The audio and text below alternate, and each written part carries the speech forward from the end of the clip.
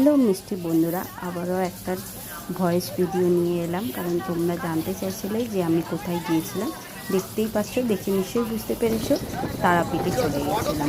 প্রথমে তারাপীঠে হাওড়া থেকে গেছিলাম, হাওড়া থেকে স্টেশন থেকে রামপুরহাটে গেছিলাম, রামপুরহাট থেকে অটো ধরে তারাপীঠে পৌঁছে গেছিলাম। মায়ের মন্দির তোমাদের সামনে তুলে ধরেছি, যতটা পেরেছি তোমাদের সঙ্গে শেয়ার করার চেষ্টা করছি, কারণ ওই দেখা যাচ্ছে মায়ের মন্দির, মাকে দেখা যাচ্ছে।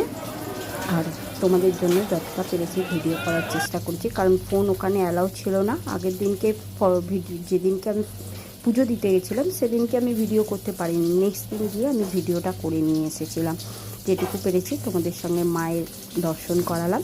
আর যদি আমার ভিডিওটা ভালো লেগে থাকে, কার কিরম লাগলো একটু জানিও কমেন্টে মাধ্যমে, আরও আমি উৎসাহিত হতে পারি, তোমাদের জন্য ভালো ভালো ভিডিও করে তোমাদের সঙ্গে শেয়ার করতে পারবো। আজকের মতন এইটুকুনি, টাটা বাই।